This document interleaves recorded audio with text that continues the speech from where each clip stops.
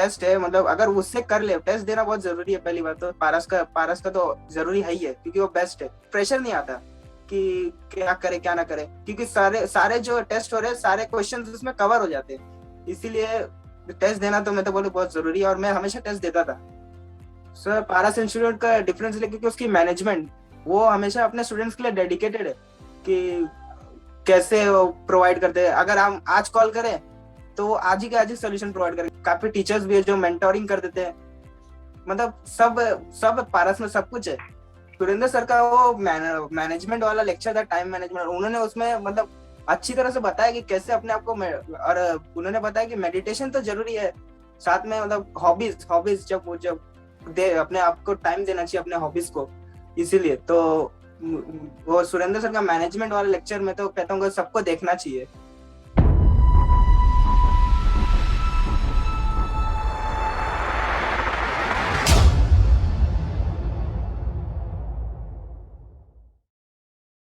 Hello everyone, I am anchor Vishal Jindal and welcome to the online episode of Paras Institute. आज पारस institute पहुंचा है मुंबई महाराष्ट्र और मुंबई से हमारे साथ जुड़ रहे हैं जितेंद्र। जितेंद्र कैसे हैं आप? सर बढ़िया, आप कैसे हो? मैं भी बहुत बढ़िया हूं। तो जितेंद्र, आप मुंबई से आते हैं और मुंबई को फिल्म सिटी और फाइनेंस सिटी भी कहा जाता है। और ऐसे में एक स्टूडेंट हमारे साथ जो मुंबई से ज्वाइन किया है कॉमर्स को समझने के लिए, तो मैं उनसे जानना चाहूंगा मुंबई के बारे में कि कैसा माहौल है मुंबई का और वहाँ के कल्चर के बारे में बताएं। सर मुंबई सर बहुत बिजी लाइफ है इधर, इस सब अपने में बिजी रहते हैं। मतलब कि यहाँ पे स्टार्स वार्स है, फिल्म सिटी है, घूमने के लिए अच्छी जगह है। और मतलब एक कॉमर्स इधर मतलब अच्छा प्लेटफॉर्म, इधर ये इधर मुंबई में अच्छा प्लेटफॉर्म है, मतलब जॉब्स वॉब्स के लिए बड़े बड़े बिजनेस हाउसेस है। इस तो इनको देख के लगता है कि हमें भी बिजनेस देखना चाहिए। तो मैंने फिर इसीलिए सोचा कि कॉमर्स डिसाइड किया। ओके। सो मतलब आपने वहाँ की कंपनीज और वहाँ के बिजनेस मॉडल को देखते हुए कॉमर्स में आने का डिसीजन लिया। सो अपनी स्कूलिंग के बारे में बताएं कि आपकी यस स्कूलिंग सर। कहाँ से रही और कितने आपके परसेंटेज रहे प्लस टू में? मैं Shri Kalgidhar mission high school से हूँ। मैं मुझे 88% आए थे 10th में। मेरी स्कूलिंग मतलब प्राइवेट स्कूल से था, और नॉर्मल पंजाबी स्कूल था वो। ओके। सो आपकी जब प्लस टू थी तो आपने तभी डिसाइड कर लिया था कि मुझे कॉमर्स में जाना है, मतलब आपके लाइफ का डिसीजन पहले से ही डिसाइडेड था मुंबई शहर को देखते हुए? हाँ, मेरे को कॉमर्स ही लेना था। फिर कॉमर्स मैंने पहले से डिसाइड किया हुआ था कि मुझे कॉमर्स ही लेना है। Okay. So how you came to know about Paras institute? आपको पारस इंस्टीट्यूट के बारे में कैसे पता लगा? पहले तो मैंने सीए जब फाउंडेशन ज्वाइन की तब मुझे मैंने सोचा था कि खुद से करे, क्योंकि सब 12th का सिलेबस था। फिर मुझे मतलब एक दिन मैं अपने शॉप में बैठा था कि मुझे कॉल आया कि मैं पारस पारस से कॉल आया, मुझे कॉल आया कि अ, हम आपको ऑनलाइन क्लास प्रोवाइड करेंगे। फिर मैंने ऐसा कुछ ध्यान नहीं दिया। फिर जब 2 दिन का गैप आया, मैं मतलब खुद से कर रहा था, फिर टेस्ट वेस्ट ले रहा था, तो मुझसे हो नहीं रहा था। तब फिर मैंने वापस सामने से पारस को कॉल किया कि मुझे टेस्ट वेस्ट की प्रॉब्लम आ रही थी, कोई गाइड करने वाला नहीं था, तो आप मुझे अपनी क्लास प्रोवाइड किया। फिर ऐसे करके मुझे पारस प्रोवाइड मिला मिला। ओके। तो ऐसे में जितेंद्र, मैं जानना चाहूंगा क्योंकि मुंबई फाइनेंशियल सिटी भी है एंड वी नो कि वहां पर बहुत सारे फाइनेंस पढ़ाने वाले, अकाउंट्स पढ़ाने वाले, कॉमर्स पढ़ाने वाले, बेसिकली आपको बहुत सारे इंस्टीट्यूट्स मिल जाएंगे। तो ऐसे में आपका कैसे इंटरेस्ट बना कि भाई मुझे पारस इंस्टीट्यूट को ही ज्वाइन करना है? मैं मतलब हमारे यहाँ तो जब जब मैंने पारस ज्वाइन की तब लॉकडाउन चल रहा था। तब मैं ऐसे बड़े बड़े क्लासेस में ज्वाइन नहीं किया। मुझे मतलब तभी उसी टाइम पे पारस मिल गया, तो मैंने कभी गया ही नहीं। फिर जैसे ही वो सुरेंद्र सर का लेक्चर देखा तो मुझे पता चल गया कि मैं सही आया हूँ। ओके। तो मतलब आपने क्लासेस देखी और आपको बड़ी इंटरेस्टिंग लगी और you came up with the decision that कि आपका डिसीजन बिल्कुल ठीक है हाँ। पारस इंस्टीट्यूट को ज्वाइन करने का। ओके। तो अब थोड़ी सी बातें हम लोग करते हैं एजुकेशन पॉइंट ऑफ व्यू से कि बहुत सारे बच्चे जो है कॉमर्स जब कर रहे होते हैं तब वो अपने फाउंडेशन की तैयारी उसके साथ कर सकते हैं। सो मैं आपकी राय इस पे जानना चाहूंगा क्योंकि आपने फाउंडेशन की तैयारी की है, उसे क्लियर किया है, प्लस टू कॉमर्स भी किया है। ऐसे में आपको क्या लगता है कि दोनों इजीली मैनेजेबल है? प्लस टू और सीए फाउंडेशन दोनों इजीली मैनेजेबल है, क्योंकि फाउंडेशन जो है थोड़ा एडवांस लेवल है। मतलब प्लस टू जैसे ये बस थोड़ा एडवांस है, तो इसे मैनेज कर सकते हैं। अगर ज्यादा हम फाउंडेशन में फोकस करें तो +2 भी आराम से निकाल सकते हैं। ओके, तो अभी जैसे कि आपकी शेड्यूलिंग कैसी रहती थी? एक नॉर्थ इंडियन इंस्टीट्यूट आपको साउथ इंडियन स्टूडेंट को पढ़ा रहा है भाई, बिकॉज हाँ। लैंग्वेज के बैरियर्स आते हैं, बहुत सारी चीजें होते हैं, कई बार पैटर्न होता है, पढ़ाने का तरीका भी अलग होता है। तो आपको क्या इस तरीके की कभी दिक्कत आई लैंग्वेज को लेकर के, या आपके थोड़े से कल्चरल डिफरेंसेस को लेकर के पढ़ने और समझने में? नहीं नहीं, जो पारस के टीचर्स का पढ़ाने का तरीका एकदम क्लियर है। मतलब उनका ऐसा है ही, मतलब कि उनका तरीका ही ऐसा है, मतलब कि किसी को कोई प्रॉब्लम नहीं आएगी। वो सबको इक्वली देख के करते हैं, इक्वली मतलब ट्रीट करते हैं सभी स्टूडेंट्स को। ओके, शेड्यूलिंग कैसे रहती थी क्लासेस की? आपको इकट्ठा सिलेबस मिलता था या फिर आपको डेली क्लासेस मिलती थी? उसके बारे में थोड़ा सा पता है। मनोज सर मनोज सर रोज टेलीग्राम पे हमें प्रोवाइड कर देते थे कि कल कौन से लेक्चर देखने हैं। तो हमें बोलते थे कि 8 से 3 बजे के बीच में देखना है, और फिर जो होमवर्क कर लेते थे शाम को।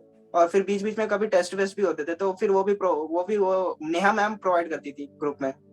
ओके, टेस्ट के बारे में थोड़ा सा बताएं। आपने जिक्र करा टेस्ट, तो किस तरीके से टेस्ट होते थे? अपने यूटीज और एफटीज के बारे में बताएं थोड़ा सा। जो पारस का जितना मतलब टेस्ट है, मतलब अगर उससे कर ले, टेस्ट देना बहुत जरूरी है। पहली बात तो पारस का तो जरूरी है ही है, क्योंकि वो बेस्ट है। पारस के टेस्ट देने का फायदा ये है कि हमें एग्जाम के टाइम पे जाके बाद में प्रेशर नहीं आता कि क्या करे क्या ना करे, क्योंकि सारे सारे जो टेस्ट हो रहे हैं सारे क्वेश्चंस उसमें कवर हो जाते हैं। इसीलिए टेस्ट देना तो मैं तो बोलूँ बहुत जरूरी है, और मैं हमेशा टेस्ट देता था। ओके, तो टेस्ट आप हमेशा देते आए हैं और आपको बहुत इजी लगा जब आपने फाइनल मतलब एग्जाम्स फाउंडेशन के देने चाहे तो। अब आ जाते हैं हमारे कई बार ना फेवरेट सब्जेक्ट्स होते हैं, तो फेवरेट सब्जेक्ट के बारे में बताएं और उन टीचर के बारे में बताएं। मेरा फेवरेट सब्जेक्ट अकाउंट्स था। वो तो जब मैंने कॉमर्स ज्वाइन किया तभी मुझे अकाउंट्स अच्छा लगा। जब मैंने सुरेंद्र सर का लेक्चर देखा तो मुझे और भी ज्यादा इंटरेस्ट आने लगा उसमें, कि मतलब उन्होंने ऐसा लेक्चर ही था वो, कि किसी को भी मतलब पसंद आ जाएगा वो लेक्चर। तो मेरे फेवरेट सर सुरेंद्र सर है, और मुझे अकाउंट्स ज्यादा अच्छा लगता है। यूनिकनेस होती है कोई टीचर की पढ़ाने की। जैसे मैंने बहुत सुना है कि जैसे गौरव सर कार्टून्स के माध्यम से पढ़ाते हैं, विवेक सर का अपना एक स्टाइल है, वो जितने बड़े हाँ फ्रेंडली स्वभाव में, बड़ी आत्मीयता के साथ वो पढ़ाते हैं। तो ऐसे में आपने जो स्कूलिंग भी करी है, क्योंकि मुंबई में अपने आप में एक वर्ल्ड क्लास टीचर जो है स्कूल्स में पढ़ाते हैं, और हम अकेडमिक्स पे भी देखते हैं, तो आपने पारस इंस्टीट्यूट को कैसे डिफरेंट पाया? सर, पारस इंस्टीट्यूट का डिफरेंस है क्योंकि उसकी मैनेजमेंट, वो हमेशा अपने स्टूडेंट्स के लिए डेडिकेटेड है, कि कैसे वो प्रोवाइड करते हैं। अगर हम आज कॉल करें तो वो आज ही के आज ही सोल्यूशन प्रोवाइड करेंगे, और अगर किसी तरह से नहीं हो पाता तो हमें कॉल बैक करके हमें बताते हैं कि ये प्रॉब्लम है। रोज रोज उन्होंने कॉलिंग करते हैं, रोज अपनी गाइडेंस देते थे। जरूरत पड़े तो काफी टीचर्स भी है जो मेंटोरिंग कर देते हैं। मतलब सब सब पारस में सब कुछ है। ओके, हमारा लक्ष्य होता है जैसे कि ठीक है, मैंने कॉमर्स कर लिया, मैंने फाउंडेशन क्लियर कर लिया है, तो मैं जब सीए बन जाऊंगा, क्योंकि आप इंटरमीडिएट की तैयारी भी पारस इंस्टीट्यूट से कर रहे हैं, राइट? हाँ हाँ सर, ओके। मैं इंटर भी पारस इंस्टीट्यूट से ही कर रहा हूँ। ओके, तो सीए बनने के बाद ऐसा कौन सा ख्वाब है जो आप सबसे पहले पूरा करना चाहेंगे? सीए ही सबसे बड़ा ख्वाब है। वो क्लियर हो गया तो सब क्लियर हो गया। वैसे तो मुझे घूमना ज्यादा पसंद है, तो मैं ट्रैवलिंग में ज्यादा देखूंगा। अच्छा, आपको घूमना ज्यादा पसंद है। अच्छा, एक चीज ना, जो इस हाँ कोर्स में एनरोल होते हैं उनके बारे में ये कहा जाता है कि अ, आपको मतलब बड़ी बोरिंग सी लाइफस्टाइल होती है उनकी, मतलब शायद वो सारा दिन किताबों में घुसे रहते हैं, और आपकी तो मुंबई है भी बड़ी हैपनिंग, हर कोई वहां घूमने भी जाना चाहता है। तो आपने ट्रैवल का जिक्र किया, तो क्या आपको अपनी स्टडीज के साथ साथ अपनी हॉबीज को, अपने पैशन को पूरा करने का समय मिल पा रहा है? हाँ सर, मैं अपना पूरा टाइम जो है संडे को मैं अपना पूरा मतलब अपने दोस्तों के साथ मतलब अपनी हॉबीज को देता हूँ। मैं वीकडेज में तो मतलब कम करता हूँ, लेकिन जब मैं अपना पूरा टाइम संडे को हॉबीज में देता हूँ, मैं अपने दोस्तों को देता हूँ। यहाँ जाना, फिर अपने फैमिली भी है, उन्हीं के साथ टाइम स्पेंड करता हूँ। तो मैं हमारे कॉमर्स वाले स्टूडेंट की मैं हमारे जो इंटरमीडिएट में भी हमारे स्टूडेंट है, यानी कि हमारे जितेंद्र जी, मैं उनकी हॉबीज के बारे में जानना चाहूंगा, और मैं ही नहीं, बहुत सारे स्टूडेंट जानना चाहेंगे कि जो सीए बनना चाहते हैं उनकी हॉबीज कैसी होती है। सर, मुझे क्रिकेट खेलना ज्यादा पसंद है, तो मैं क्रिकेट को ही अपना मैं मानता हूँ। जब भी मैं मतलब लेक्चर्स देख के मतलब ज्यादा प्रेशर आ जाता है तो मैं सीधा क्रिकेट खेलने चले जाता हूँ अपने दोस्तों के साथ। तो अब वो आपका स्ट्रेस बस्टर है बेसिकली क्रिकेट।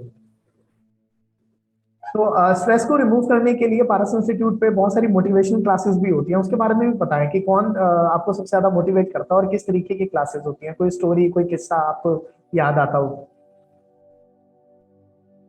सुरेंद्र सर का वो मैनेजमेंट वाला लेक्चर था, टाइम मैनेजमेंट। उन्होंने उसमें मतलब अच्छी तरह से बताया कि कैसे अपने आप को और उन्होंने बताया कि मेडिटेशन तो जरूरी है, साथ में मतलब हॉबीज हॉबीज जब दे अपने आप को टाइम देना चाहिए अपने हॉबीज को। इसीलिए तो वो सुरेंद्र सर का मैनेजमेंट वाला लेक्चर में तो कहता हूँ सबको देखना चाहिए। ओके, तो अभी आप इंटरमीडिएट की तैयारी के लिए क्या क्या स्ट्रेटेजीज अपना रहे हैं? क्योंकि आपने टाइम मैनेजमेंट की बात करी तो उसमें स्ट्रेटेजीज बहुत ज्यादा इंपॉर्टेंट होती है, तो उसके बारे में थोड़ा सा बताएं, आपकी स्ट्रेटेजीज क्या है? सेकंड फोर्स पे थोड़ा कम टाइम डाल रहा हूँ ताकि कम से कम फर्स्ट तो क्लियर हो जाए। और फिर जैसे जैसे टाइम रहता है मैं सेकंड को भी टाइम देता हूँ। सुबह 8 से 3 क्लासेस रहती हैं, फिर उसके बाद बीच में टेस्ट रहते हैं, फिर बीच में 2 घंटा थोड़ा रेस्ट लेके मैं शाम को फिर होमवर्क करता हूँ, फिर उसके बाद फिर सुबह से। ओके, तो इस तरीके से आप अपने डेली शेड्यूल को मैनेज कर रहे हैं। जब हम बात करते हैं यस सर। अपने ड्रीम्स की, तो फैमिली का सपोर्ट बहुत बड़ा होता है। तो जब आपने एक फैमिली को बताया, अपनी फैमिली को, कि भाई मैं पारस इंस्टीट्यूट को ज्वाइन कर रहा हूँ, जो कि एक नॉर्थ इंडिया में इंस्टीट्यूट है, क्योंकि ये हिसार हरियाणा में स्टैब्लिश है और अपनी दिल्ली ब्रांच के थ्रू वो बहुत सारे मतलब स्टेट्स में अपने स्टूडेंट्स को पढ़ा रहे हैं, तो ऐसे में उनका क्या रिएक्शन था? क्या उन्होंने आपको सपोर्ट करा इसके लिए, या उन्होंने कहा कि लोकल इंस्टीट्यूट को ज्वाइन कर लो? उन्होंने मुझे सपोर्ट किया, मतलब मैंने उनको बताया कि हाँ मुझे इसमें कंफर्टेबल हो रहा है, तो उन्होंने कुछ नहीं बोला, बोला जिसमें कंफर्टेबल है उसे करो। तो उन्होंने ऐसा कुछ कहा नहीं, वो बस कहा कि आप करो, हम आपके साथ हैं। तो एक चीज जो हम इस इंटरव्यू को वाइंड अप करने से पहले मैं जानना चाहूंगा आपसे जितेंद्र, एक चीज जो आप पारस इंस्टीट्यूट के बारे में और हमारे जो फेलो स्टूडेंट्स हैं उनके बारे में कुछ कहना चाहेंगे? वैसे पारस को डिफाइन करे एक वर्ड में तो बहुत कम है, लेकिन मैं कहूंगा कि पारस सबसे बेस्ट है। मैं अपने सारे दोस्तों को रिकमेंड भी करता हूँ कि यही क्लास पारस ही प्रोवाइड करूँ। ओके। पारस का मैनेजमेंट सब teachers. Okay. Okay, thank you so much, Jitendra. It was really nice talking with you. Wish you lots of success and happiness. And thank you so much for joining us in this online series with Paras Institute. Thank you so much. Thank you sir. Thank you.